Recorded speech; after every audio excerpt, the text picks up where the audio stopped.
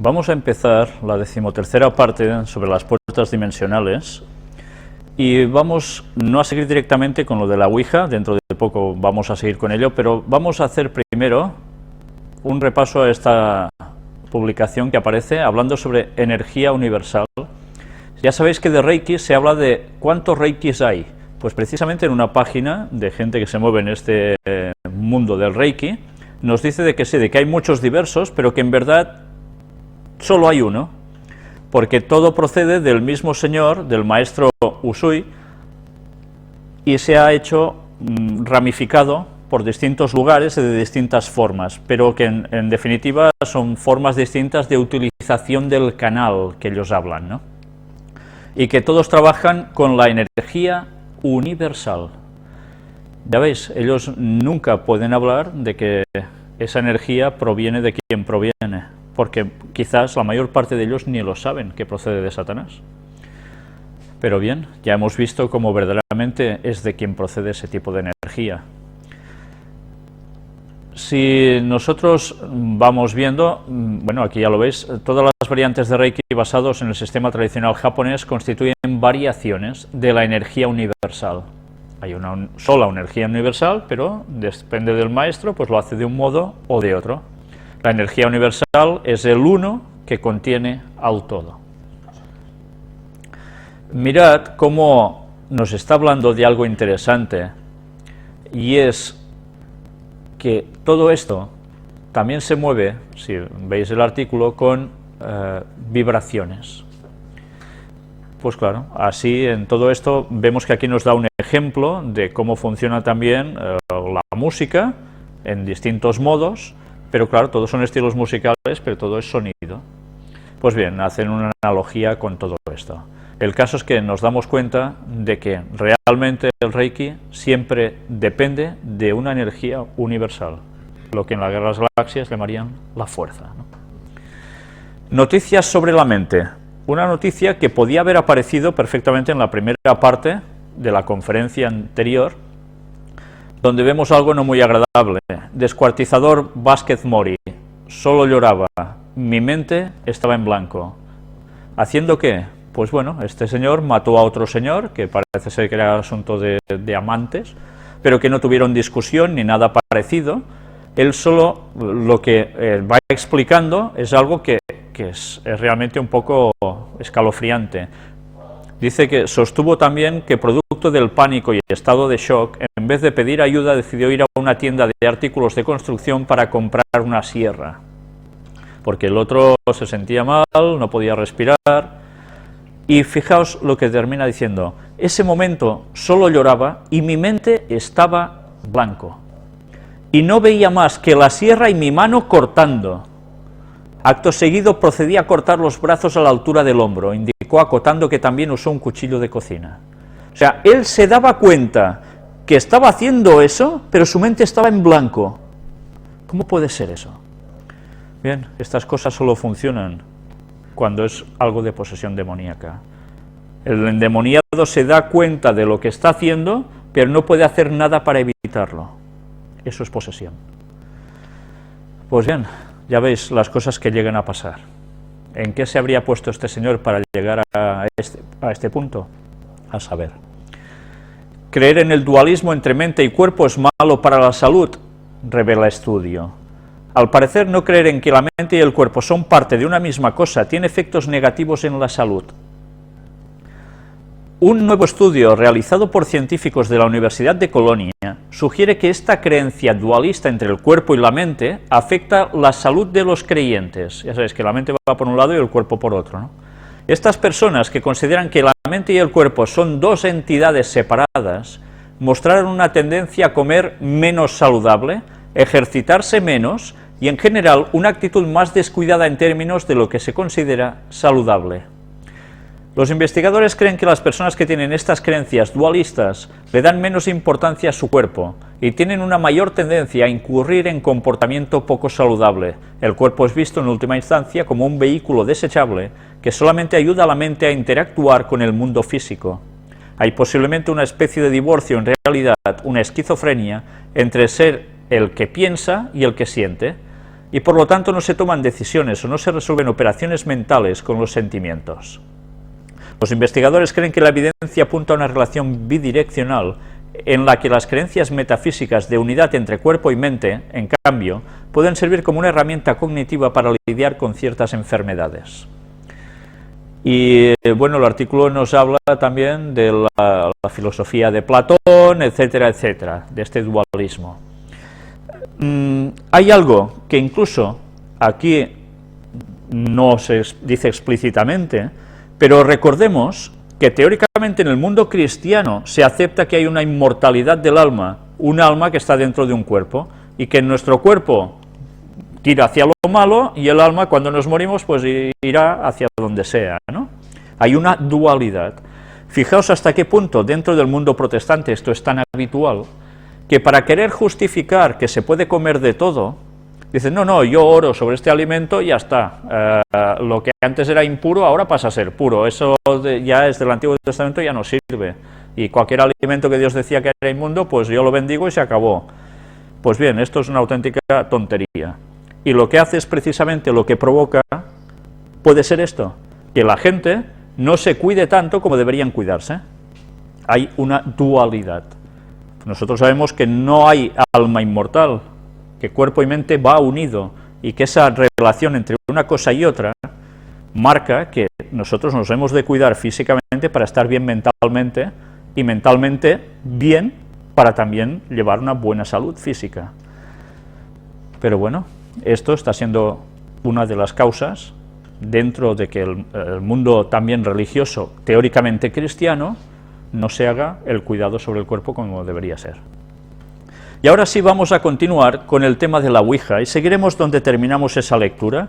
Aún nos quedan unas cuantas páginas por ver, y vamos a ir un poco rápidos. Una puerta al infierno.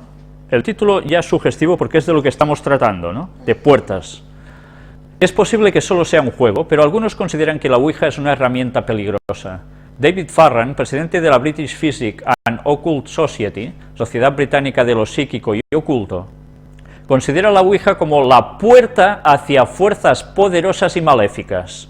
Si se contacta con estas entidades utilizando la Ouija sin saber lo que se está haciendo, pueden despertar y tomar posesión de todos los que están tratando de comunicarse con ellas. Casi nada, ¿eh? O sea, pueden quedar posesos. Han abierto una puerta dimensional a los demonios. Eso es la Ouija. El álbum de Farran está lleno de recortes de periódicos que detallan el empleo erróneo de la Ouija. Estas fuerzas existen realmente, afirma.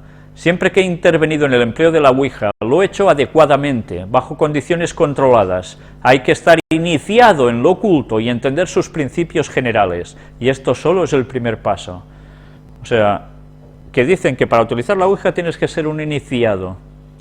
Iniciado, ya sabéis cómo funciona el tema de iniciados, ¿no? En la masonería, en Illuminatis, en todo, ¿no?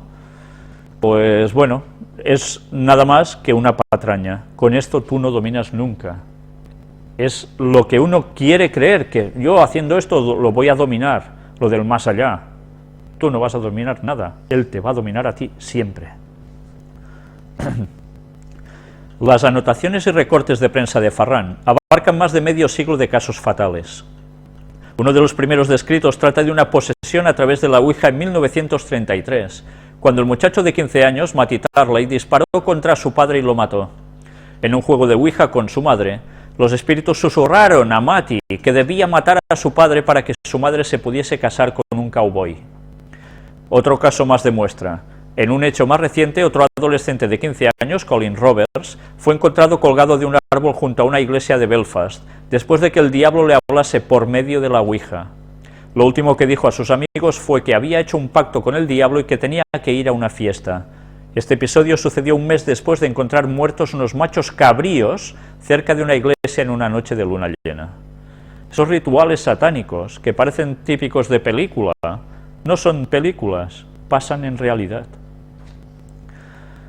Pero ¿prueban estos casos que la Ouija abre las puertas para que las entidades merodeadoras tengan acceso al mundo de los vivos, como dicen algunos? Fijaos, cuando ellos están hablando de esto, Vienen a hablar como si fuera de entidades de personas muertas, porque vienen al mundo de los vivos. No, no, es que quien se aparece allí, quien actúa, no es ningún muerto, son espíritus de demonios, que es muy distinto.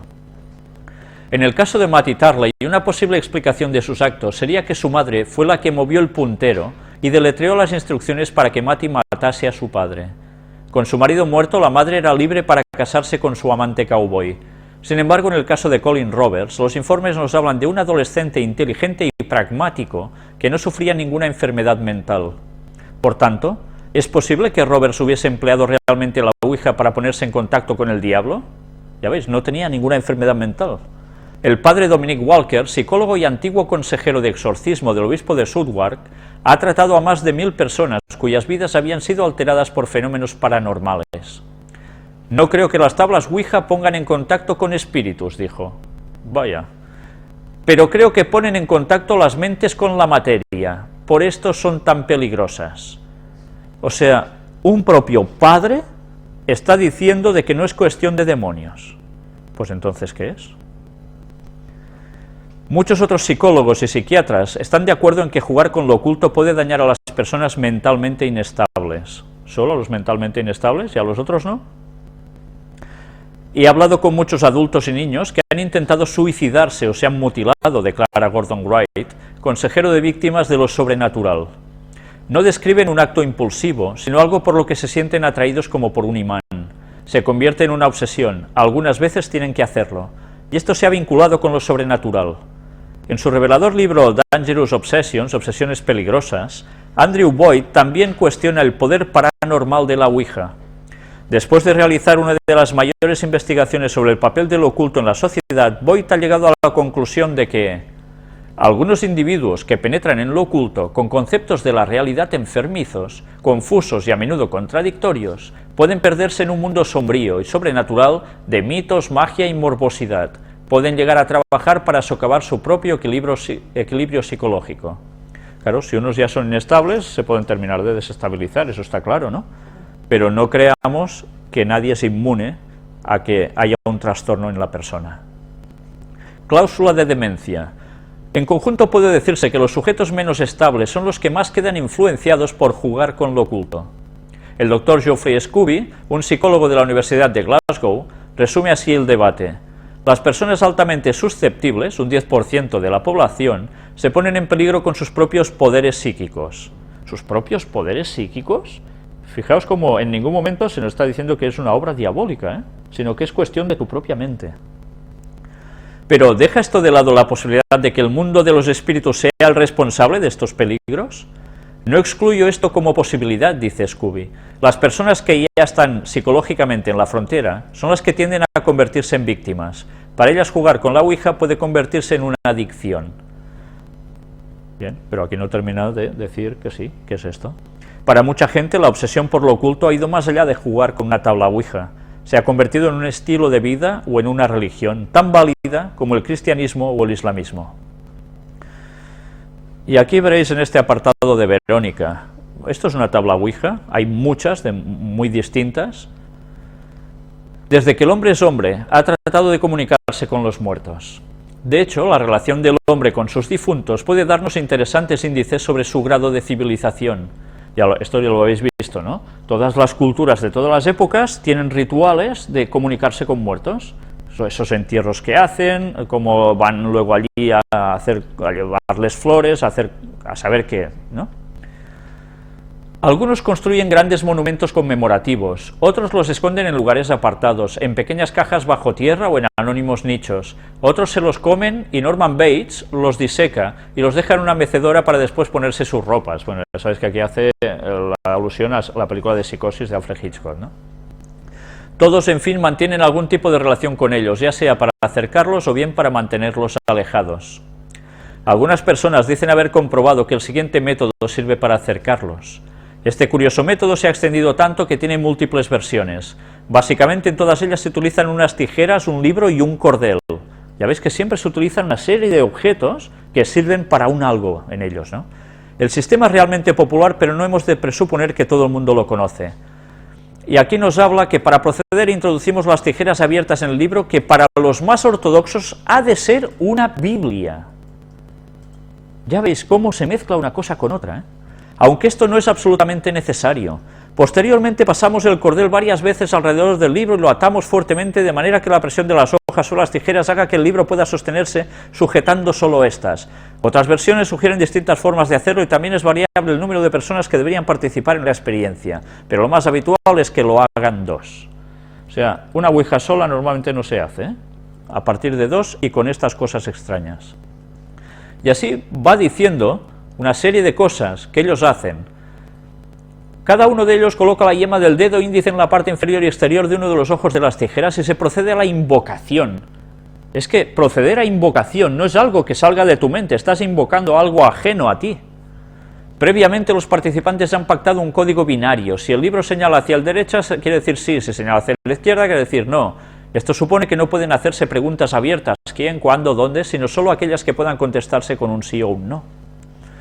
Desde que las hermanas Fox popularizaron su sistema de comunicación mediante raps o golpes, hasta llegar a nuestros días con los modernos y complicados métodos de transcomunicación instrumental, psicofonías, psicoimágenes, etc. ¿Habéis oído alguna vez una psicofonía? Pues no tengáis ganas si no lo habéis hecho nunca. Yo recuerdo que un pariente mío, que le gustaban mucho las cosas raras, se dedicaba por las noches de los sábados a hacer psicofonías, y se iba con esos tiempos un cassette, ponía una cinta, y se quedaban allí a grabar lo que se oía por la noche. A veces se quedaban, volvían por la madrugada otros días a buscarlo, a veces se quedaban allí toda la noche. Os puedo decir de dos casos. Uno, en el caso de este pariente, dijo: mirad, mirad, que os lo pongo. No queríamos, y nos lo puso. Y solo oír un pequeño trozo, menos mal que mi padre dijo: cierra esto, y se acabó.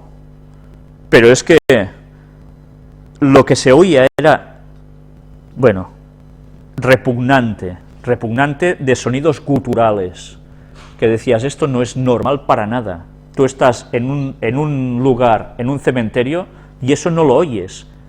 Era algo distinto.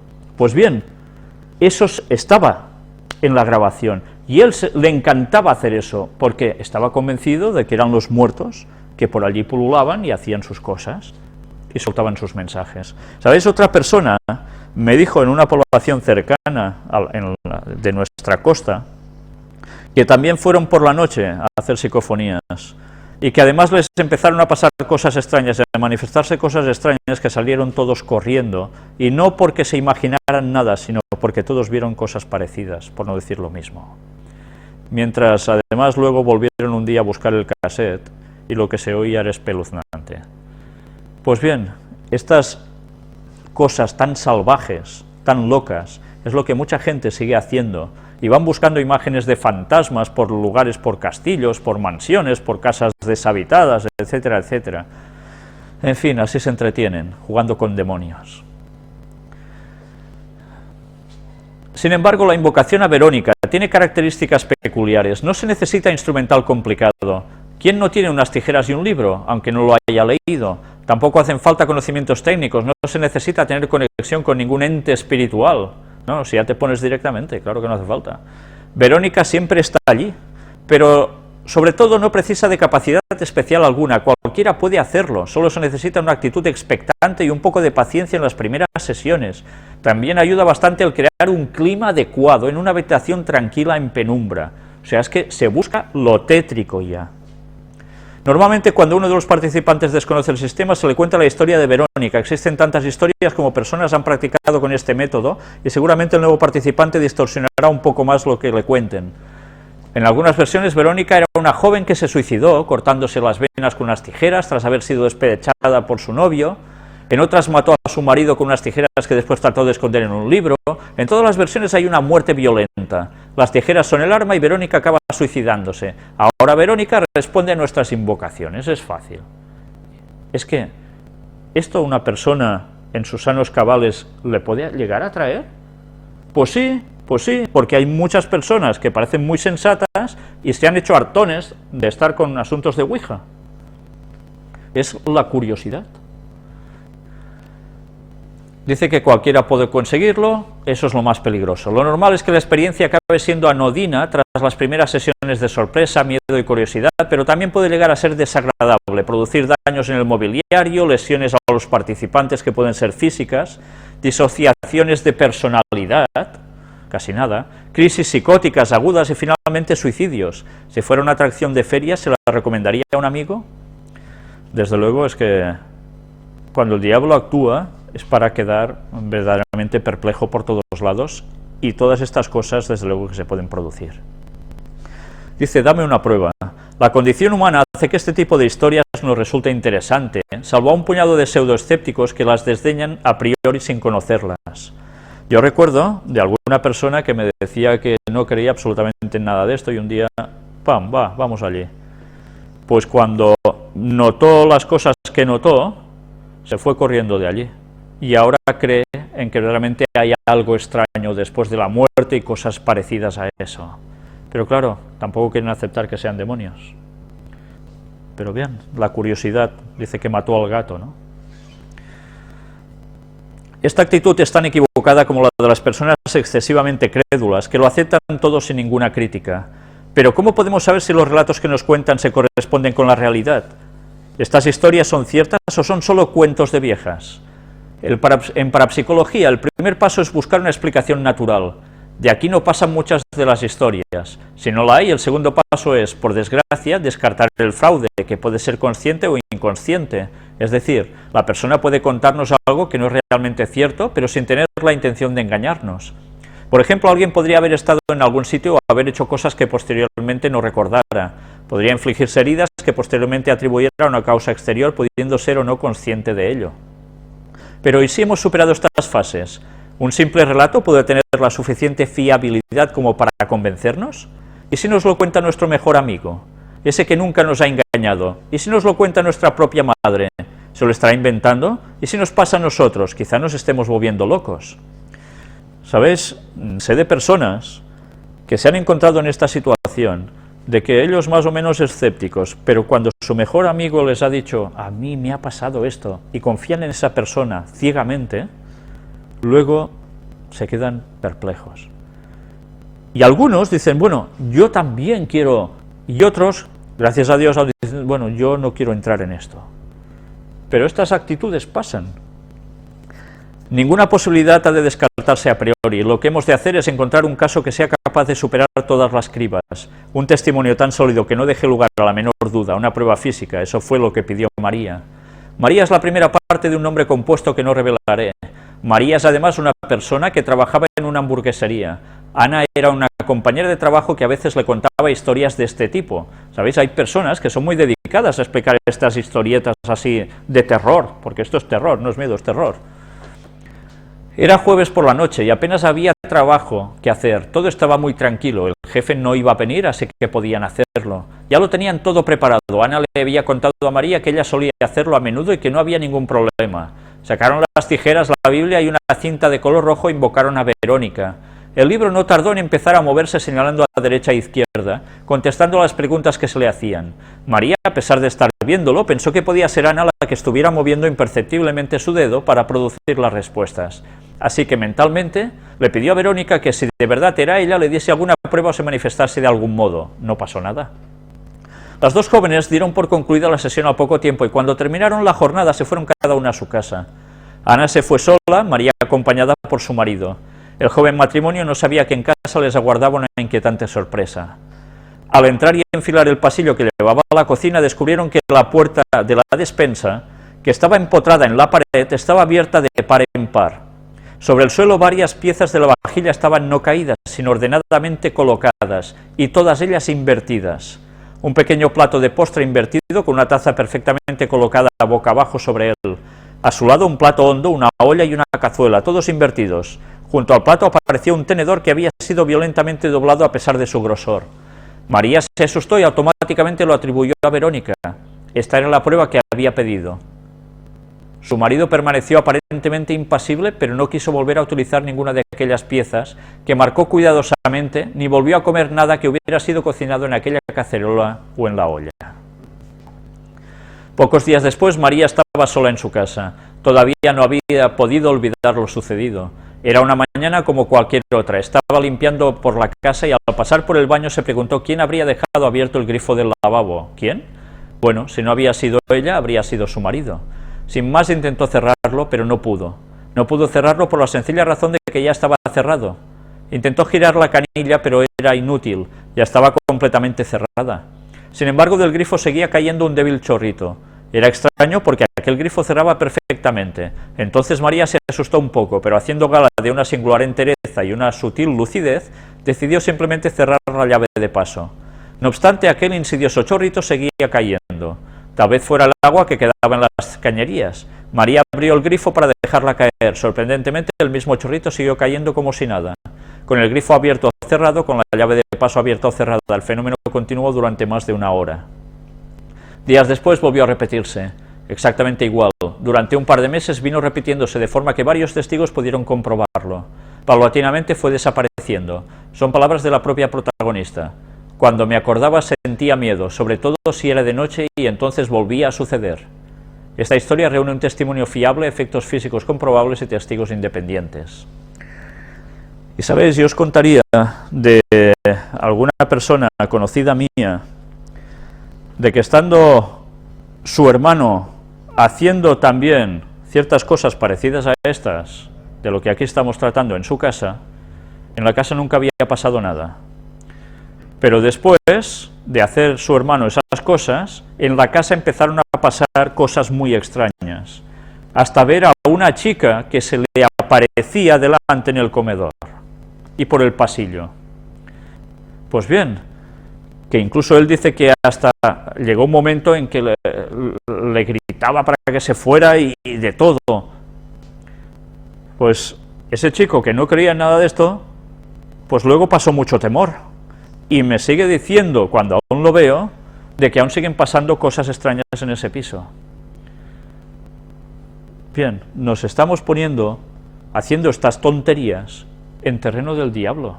Y la gente se cree, pues no, bueno, deben ser cosas que pasan, tonterías, o bien son los muertos que se aparecen. Son espíritus de demonios. Telergia. Eliminada toda posibilidad de encontrar una explicación natural, podemos considerar la hipótesis paranormal. Ahora bien, comprobada la veracidad del relato, ¿podemos afirmar que el espíritu de Verónica se estaba manifestando a través de estos fenómenos? En mi opinión, no podemos afirmarlo en absoluto. Aun cuando aceptáramos la hipótesis trascendental, no podríamos asegurar que fuera Verónica y no otra entidad que se hiciera pasar por ella. Desde la parapsicología, la hipótesis a considerar sería que María habría puesto en marcha un tipo especial de energía conocido con el nombre de telergia. Ya veis cómo le dan explicaciones, ¿no? Que posee cualquier ser humano, una energía de naturaleza todavía desconocida, pero cuya existencia ha podido ser demostrada. Esta energía, cuyo desbordamiento incontrolado se conoce como psicorragia, podría haber producido todos estos fenómenos. O sea, tú tienes un poder, vamos. Se sabe que la telergia existe, se sabe que depende del ser humano, se sabe que puede controlarse voluntariamente y también que puede quedar descontrolada. Lo que no se sabe todavía es cómo. La telergia no es nada sobrenatural ni preternatural. Su origen no es divino ni demoníaco, ¿no? Es una forma de energía humana y como tal se comporta siguiendo principios similares a los que rigen la conducta humana.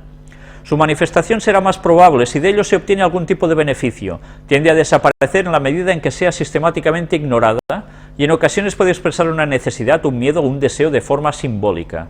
Hace algunos años me contaba una mujer a la que llamaré M, que ella sabía que el más allá existe, que sabía que cuando nos morimos somos puestos en presencia de Dios. Pues esta señora sabía algo mal, porque no es así.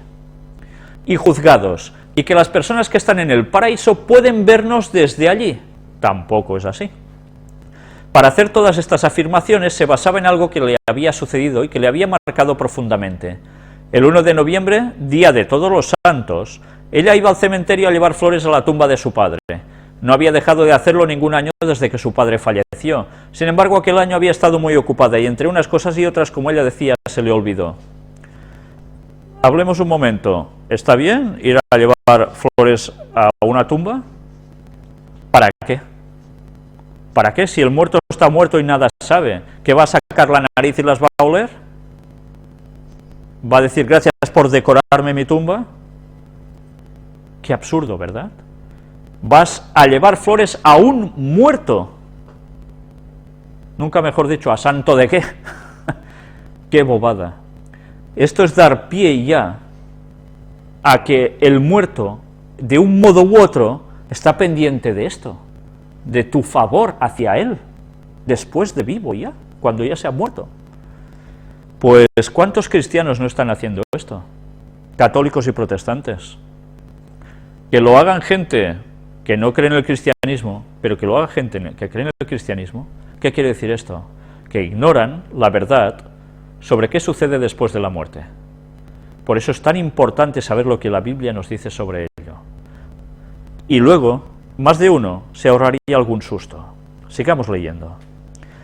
Al día siguiente, por la tarde, estaba tranquilamente en su casa cuando oyó unos golpes. Se levantó caminando hacia la fuente del sonido que estaba en una pared próxima. Cuando llegó, vio con asombro cómo el cuadro que pendía de la pared se separaba de esta y volvía a caer, produciendo los golpes que cada vez eran más fuertes. Corrió a avisar a quien pudo y consiguió que sus hijos y algunos vecinos presenciaran el fenómeno. Nada podía estar produciendo aquello. Pero el cuadro se movía y siguió moviéndose por unos minutos ante el asombro de todos los que se hallaban presentes. El cuadro representaba la Santa Cena. Por algún motivo ella pensó que en el cuadro estaba simbolizado su padre. No lo pensó dos veces y se dirigió a su tumba con un ramo de flores. Desde entonces ningún año se ha vuelto a olvidar y el fenómeno no se ha repetido. O sea, que el muerto le pedía flores. Los hechos son reales, pero ¿prueban que su padre estuviera moviendo el cuadro porque quisiera un ramo de flores sobre su tumba? En absoluto. De la misma manera que en otro caso distinto, la culpabilidad de una mujer producida por los deseos homicidas que sentía hacia su marido, pudo producir en esta la parálisis completa de uno de sus brazos, lo que en psicología se conoce actualmente como trastorno por conversión, antes parálisis histérica. De la misma manera, repito, pudo la culpabilidad de M, por haber olvidado lo que ella creía su obligación, haber liberado su telergia de forma que hiciera moverse el cuadro. La imaginación y el deseo de la mente humana son capaces de influir en la materia. Todavía no sabemos cómo se hace, pero sabemos que se puede hacer. De la misma forma que podemos conducir un coche sin tener la menor idea de cómo funciona, o de la misma forma que podemos hacer sonar un timbre sin que absolutamente nadie haya visto jamás un electrón. ¿Esto es realmente así? No. Pero claro, hay que dar una explicación técnica a todo esto del espiritismo, ¿verdad? Hipótesis. Comparemos por un momento estas dos hipótesis. Antes de seguir, si os habéis fijado, aquí dice que una misma persona se puede, pensando tantas cosas extrañas, puede llegar a inmovilizar parte de su cuerpo. Esto probablemente es lo que muchos pueden aplicar a Ellen White, la profeta, que cuando iba a escribir precisamente El conflicto de los siglos, el libro más básico que hay después de la Biblia, sufrió unas parálisis en un brazo que le impedía poder escribir. Y ella pudo ver cómo un demonio era el que estaba provocando que su mano no pudiera escribir por esa parálisis. Y tuvo que orar mucho, pero mucho, y hermanos también, para que finalmente ese demonio no pudiese actuar. ¿Para qué? Pues para eso. Porque quería evitar a toda costa que este libro fuera escrito y llegase a la gente. Como ella misma dijo, es el libro que más debería ser distribuido en todo el mundo después de la Biblia. Porque es vital, porque allí nos dice con toda claridad no solo el pasado de la historia de la Iglesia católica y protestantismo, sino cómo Satanás ha ido actuando a través de la historia, utilizando estas denominaciones y otras cosas, y cómo también declara todo lo del espiritismo, cómo Satanás actúa haciendo estas cosas que aquí nos están diciendo que son poderes de las mismas personas, y ella lo denuncia todo de arriba abajo, e incluso habla de las profecías hasta el momento de la venida de Jesús y más allá, no más allá del más allá de que estamos hablando en este tema, sino después de todo eso. Por eso Satanás no quería que ese libro se publicara. Pues bien, ya veis que lo que aquí nos dicen que pueden ser cosas de tu propia mente, de eso nada de nada. Sí que es cierto, como Ellen White también dice, de que hay personas que se causan la enfermedad ellos mismos mentalmente. Ellos mismos se somatizan hasta el punto en que se crean su propia enfermedad. Pero este no era su caso, ni mucho menos. Hipótesis. Comparemos por un momento estas dos hipótesis. Por un lado tenemos que estos fenómenos pueden estar producidos por una energía de naturaleza casi totalmente desconocida, pero cuya existencia está demostrada experimentalmente y que depende de la mente de cada persona. Por otro lado, podemos pensar que el padre fallecido de M movía el cuadro de la Última Cena o que Verónica movía la Biblia de Ana y María. ¿Cómo podría Verónica acudir a tantos sitios como se la llama? Sobre todo cuando varias personas en lugares distintos pueden estar invocándolo al mismo tiempo. Si realmente fuera el demonio el que se identifica como tal en numerosísimas sesiones de Ouija, es probable que el ángel caído no tuviera tiempo para hacer nada más. ¿Qué pasa? ¿Que solo existe Satanás? ¿Y el resto de millones de ángeles caídos? ¿Que son los que están actuando para él?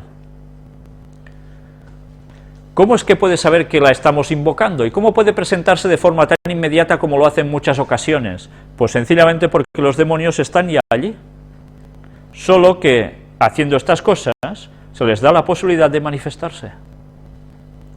¿Por qué creemos que de seguir existiendo de alguna manera tras la muerte los difuntos tienen el más mínimo interés por saber de nosotros? Especialmente cuando aparentemente contactamos con entidades con las que nunca hemos tenido ninguna relación. Si utilizamos la capacidad de alejarnos un poco y observar el fenómeno con cierto grado de distanciamiento, ¿no es absurdo apagar y encender luces, abrir y cerrar puertas o grifos y desordenar las piezas de una vajilla? ¿Sabéis? Cuando yo estaba dando estudios bíblicos a un vecino mío, que era masón, recuerdo que subí a dar el estudio bíblico, era un sábado, precisamente por la tarde, y su piso era un piso que realmente se veía tétrico de por sí.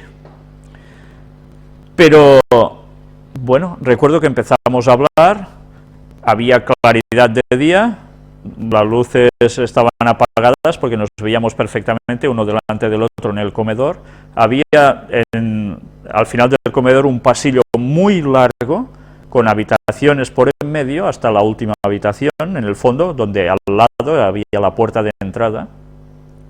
Y recuerdo que estuvimos hablando precisamente de temas bíblicos, en ese estudio bíblico, no recuerdo bien si estábamos hablando sobre la inmortalidad del alma, pero lo que sí recuerdo muy bien es que mientras yo estaba hablando con él y él conmigo, estábamos muy a gusto hablando, porque cuando se habla de la palabra de Dios, si además hay una buena respuesta por la otra persona, tú te sientes muy bien, pero empezamos, al menos yo, él después me dijo más o menos lo mismo, empezamos a notar algo extraño. Estaba oscureciendo mientras íbamos hablando, iban pasando las horas, y llegó un momento en que hablábamos cara a cara, a la distancia de 1,5 metros quizás, como mucho, el uno del otro, y yo estaba encarado no hacia las ventanas de la parte donde entraba la luz, sino encarado hacia el pasillo, que estaba todo oscuro ya. Y llegó un momento en que ya prácticamente ni nos veíamos, porque había oscurecido. Él, supongo que estaba tan a gusto hablando, que no le dio por encender la luz. Yo tampoco le decía, enciende la luz. Bueno, me daba cosa, no era mi casa, claro. Pero recuerdo que mientras yo empecé a notar algo extraño, al fondo del pasillo, en una habitación, se empezó a encender una luz y apagar. Él estaba conmigo, no había nadie más allí. ¿Quién encendía y apagaba una luz allí? Yo seguía hablando con él como si nada. Porque ya sabéis que cuando se hace un estudio bíblico, a veces, sobre todo si es una sola persona, se te abre esa persona y te empieza a contar cosas personales, se crea una amistad, un vínculo muy fuerte cuando das un estudio bíblico con otra persona muchas veces, y con él pasaba esto, había una buena sintonía, y la luz se iba encendiendo y apagando, yo seguía hablando con él como si nada, no le hice referencia alguna a eso, yo creía que él no lo había visto, pensaba, este no lo ve porque está de espaldas. Seguía hablando, pam, se encendía, se apagaba. Pero no siempre a la misma velocidad. no con la misma frecuencia. Seguimos hablando no sé cuánto tiempo más así, hasta que finalmente terminamos, hacemos la oración y le digo, escucha, ¿y cómo te lo hacías para encender y apagar la luz desde aquí? Yo ya sabía que evidentemente no lo estaba haciendo él. Y me dijo, ah, ¿tú también lo has visto? Él también se había dado cuenta, pero no me había querido decir nada a mí, a saber porque quizás yo no me asustara o a saber qué. Desde luego gracia no hacía ninguna. Abrimos la puerta, yo me despedí de él, bajé a mi casa y recuerdo que al día siguiente él me llama, vino a hablar conmigo y me dice, ¿sabes, Víctor? Lo que se encendía y se apagaba no era la luz, era la televisión que había en esa habitación. Se encendía y se apagaba sola. Y me dijo, y ¿sabes? Recuerdo, y me empezó a explicar experiencias suyas, porque él, aparte de ser masón, era astrólogo, o sea, más vinculación con lo mismo, y había estudiado en un seminario católico. O sea, dos factores ya de espiritismo y un tercero que, bueno, sin comentarios, ¿no? Y me empezó a contar experiencias suyas. Bueno, ahora no vamos a continuar con esto, ya lo diremos quizás en otro momento, pero él había vivido experiencias verdaderamente que de poca gracia le podían hacer a cualquier persona. Pero estas cosas que dice aquí no eran ni mi energía, ni su energía, ni ninguna fuerza que nosotros tuviéramos, os lo aseguro, os lo aseguro. Si algún creyente teme que todos estos descubrimientos pueden hacerle perder su fe, puede estar tranquilo, aunque en un primer momento pueda parecerlo. Todos podemos seguir manteniendo nuestras creencias religiosas o de cualquier otro tipo aún a la luz de estos datos. Bueno, de eso nada de nada. Podemos seguir pensando que después de morir iremos al cielo o que nos reencarnaremos. Podemos pensar que son los difuntos los que imbuyen en nosotros la información a la que tenemos acceso de forma paranormal. Y también podemos pensar que aunque la telergia sea humana, son entes astrales los que la controlan. Realmente podemos seguir pensándolo. La parapsicología no es incompatible con la religión, de la misma forma que lo es la psicología. Pues qué lejos van de la realidad, ¿eh? Es totalmente incompatible con la religión, con la verdadera, claro. Sin embargo, las hipótesis trascendentales ya no son absolutamente necesarias para explicar estos fenómenos, ¿veis? Hay una explicación, ya se ha arreglado esto. La mejor forma de camuflar una mentira es rodearla de verdades. A veces se interpretan de forma injustificada hechos comprobables y cuando se verifican tendemos a aceptar como verdaderas sus interpretaciones. Separemos los hechos de las interpretaciones, lo comprobable de lo posible y el conocimiento de la creencia. Lo que sepamos será menos, pero de mayor calidad. Ya veis qué formas de darle vueltas para negar lo que es evidente, ¿no? Y entramos ya en la conclusión final. Dice, queridos cibernautas, la Ouija o Ouija no deja de ser un tema interesante, pero no miremos a la ligera este tablero lleno de letras y números. Me he dedicado no solo a leer innumerables escritos y transcripciones antiguas sobre la cuestión. De hecho, he recopilado también de diferentes partes opiniones de estudiosos, parapsicólogos, psicólogos, espiritistas e incluso he transcrito literalmente la opinión de la parte más radical y conservadora de la Iglesia Católica con respecto a este tema. Por eso os lo he puesto yo, porque había una recopilación de información de muchas partes distintas que valía la pena ya poner todas aquí, y esta persona ya lo había hecho. Y me temo que a pesar de la radicalidad de las citas señaladas más arriba, otras religiones coincidirían en lo fundamental, puesto que se basarían exclusivamente en la Biblia, ya sea el Antiguo Testamento, escrituras hebreas o el Nuevo Testamento. Todas las religiones, católica, protestante, ortodoxa, judaica e islámica, condenan el espiritismo. Ya os habéis dado cuenta por eso, ¿eh? Se condenan, pero en cambio se apoyan al mismo tiempo. ¿Cómo? ¿Por qué? ¿No creen todos en la inmortalidad del alma? Pues entonces el espiritismo está de su mano. Por eso la profecía dice que todas estas denominaciones y creencias van a caer en el engaño satánico, porque todas creen en la inmortalidad del alma. Me gustaría presentarles más adelante un análisis más profundo basado en las Sagradas Escrituras. No olvidemos que al ser echado de los cielos Lucifer, el ángel caído, asimismo con él fueron echados muchos más ángeles, también llamados legiones. Bueno, depende. legión aparece en la Biblia un caso en concreto, no aquí en un plural. Los ángeles saben muchas cosas que a los seres humanos nos fueron vedadas. No tengo intención por ahora en entrar en una polémica existencial, pero ante las ciencias ocultas, las mancias, los sistemas de adivinación, la magia, la brujería, ¿es capaz el ser humano de soportar tales conocimientos si no nos conocemos ni siquiera a nosotros mismos? Si observamos de qué manera hemos devastado nuestro planeta, las guerras sin sentido, el poder desmedido de algunos sobre otros, la prepotencia frente a los animales extinguiéndolos. ¿Será esa la razón tan poderosa por la que Yahvé o Jehová Dios echó del paraíso a Eva y a Adán porque comieron la fruta del árbol del bien y del mal, o del árbol del conocimiento? Según Génesis 3:22, enseguida Yahvé Dios dijo: ahora el hombre es como uno de nosotros, pues se ha hecho juez de lo bueno y de lo malo, que no vaya también a extender su mano y tomar del árbol de la vida, pues viviría para siempre. ¿Ya ves qué comparaciones está sacando de aquí, Ahora, desde el punto de vista lógico, ¿puede un ente, pensemos en un difunto en este caso, saber de nuestro futuro más que nosotros mismos?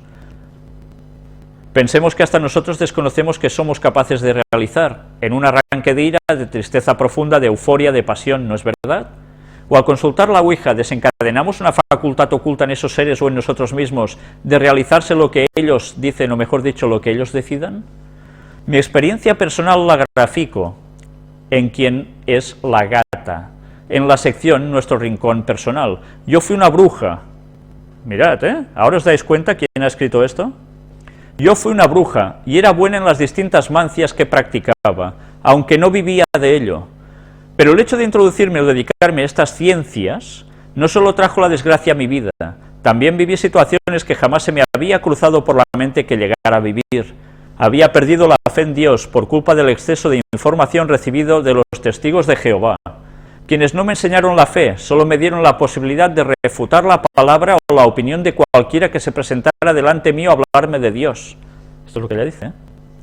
En aquella etapa de mi vida, yo no era más que una enciclopedia arrogante y sorda con patas, poseedora de un conocimiento vacío y hueco. La fe me llegó a través de ver y conocer la sacrificada vida de otras personas que confiaban ciegamente en Dios y con humildad pedían su favor. Me costó dejar de comunicarme con los espíritus. Era un vicio.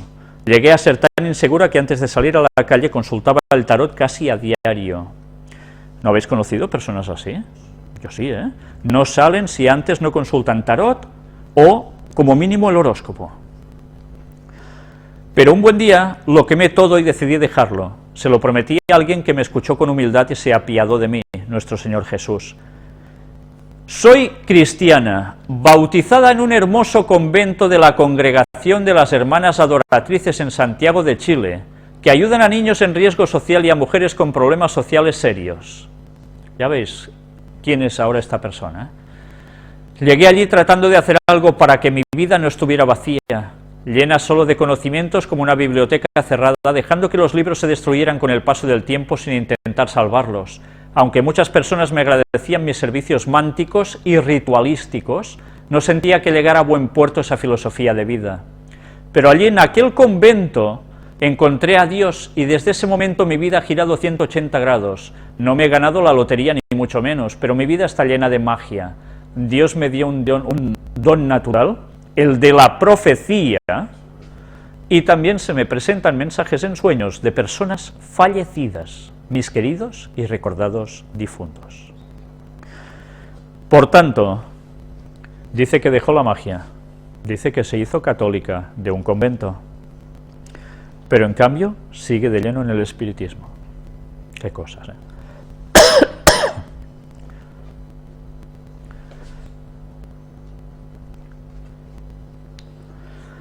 Si os habéis dado cuenta, esta señora dice que tiene el don de la profecía y de que le hablan en mensajes en sueños personas fallecidas, queridas y recordados difuntos. Lo que está haciendo es sencillamente más espiritismo y sigue estando de lleno en ello.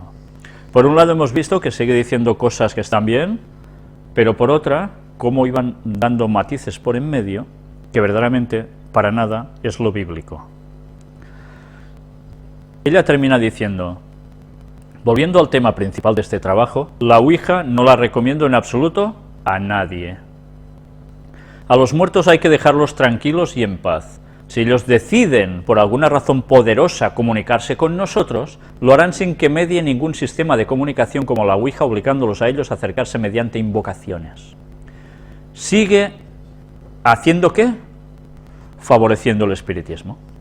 Los muertos hay que dejarlos tranquilos porque si no, claro, pueden salir, pueden liarla, pueden... Pero, ¿esto qué es? Pues bien, ya lo sabemos. Si miran diferentes tableros se darán cuenta de que su contenido es similar, incluyendo los de Egipto, China y otras culturas antiguas que antes ya he mencionado. De alguna manera tienen una forma especial. Ya veis que este sistema ya estaba establecido desde antaño en muchas culturas y civilizaciones antiguas. ¿Qué se hacía? Espiritismo. ¿Por qué creéis que el pueblo de Dios era tan especial y debería ser tan distinto al resto de pueblos? ¿Por qué Dios en el Antiguo Testamento marcaba tan claramente las pautas? Porque si no caían en espiritismo. Y aún hay gente que se pregunta, ¿por qué Dios actuaba así? Madre mía. De la misma manera que se inicia cualquier ritual, con sus elementos en posiciones previamente dispuestas, la Ouija es un ritual más, pero con la diferencia que este no tiene la función que algunos creen de comunicación con el mundo espiritual, sino que es un umbral. Los seres y entidades que habitan en las diferentes zonas dimensionales y en los espacios interdimensionales no pueden ingresar a nuestra realidad, a nuestro plano físico, si no se les invita tácitamente. Y la Ouija es una hermosa tarjeta de invitación, sin fechas, solo con la vida de quien está invitando puesta en bandeja. Lo que nos está diciendo tiene una parte de verdad y pasa casi desapercibido, pero es real. ¿Los demonios pueden aparecer cuando ellos quieran? No. Pueden aparecer y fastidiarte si Dios lo permite, por algo. Por algo Dios puede llegar a permitir eso. Pero sí que es cierto que ellos pueden aparecer si tú ya los invocas, porque Dios quita toda protección y ellos pueden entrar tranquilamente a hacer sus cosas. Eso es abrir una puerta dimensional, ¿entendéis? Es una especie de fiesta que realizas donde te encuentres, a la cual entran y se incorporan todos los que pueden. El problema es que aquellos entes desagradables que deseamos que se vayan por donde vinieron, no lo harán porque en nuestra dimensión toman fuerza, desde la posesión de un cuerpo hasta quedarse tranquilamente a vivir una muy larga temporada en tu hogar y en tu vida. Conozco casos muy cercanos de personas que han tomado este tema a la ligera y han pagado o están todavía pagando las consecuencias. Yo también. Insisto, no recomiendo la Ouija en absoluto. Estar presente o participar en unas sesiones, en el fondo, ser esclavo o esclava de las entidades que en esos momentos se presenten a la llamada o a la invocación de la persona que formule las preguntas y sostenga el cursor. Y así termina el escrito de esta señora. Sí, curiosamente pone un gato aquí. El gato es el animal que en espiritismo se considera que es el que ve la parte de los espíritus, ¿vale? Entonces, bueno, esto puede tener una significación. Pero fijaos qué fácil es colar un gol, diciendo también de que esto no lo hagáis porque puede pasar esto, pero en cambio hay lo otro, que resulta que es lo mismo. Detrás es otro tentáculo del mismo pulpo, de Satanás. Por tanto, fijaos si es importante conocer qué sucede después de la muerte. Lo he dicho antes y vuelvo a repetirlo, no me cansaré de repetirlo. Porque este va a ser el gran engaño en el que Satanás va a hacer, bajo un mismo manto, va a poner a todo el mundo. Porque todo el mundo cree que cuando uno se muere, va a algún sitio. Todas las religiones de todo el mundo. Y los ateos, que ahora, bueno, no creo en nada, no, esto son tonterías, Dios no existe, Satanás tampoco. Cuando vean que estas cosas van a más, y que pasan cosas realmente impresionantes, estas personas también se van a posicionar. Y por desgracia la mayor parte de ellos no caerá en manos de Dios, no, sino que se va a poner en manos del enemigo. Porque ya ves, Satanás trabaja a través de los sentidos de un modo impresionante. En fin, sé que era un artículo largo, pero que valía la pena, sobre todo para daros la parte final, mostrar quién había escrito esto y cómo se mezcla la verdad con el error de un modo tan sutil y tan peligroso.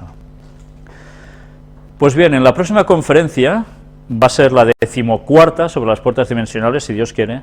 Vamos a leer citas de Ellen White sobre el espiritismo, hablando sobre espiritismo, o escribiendo sobre espiritismo.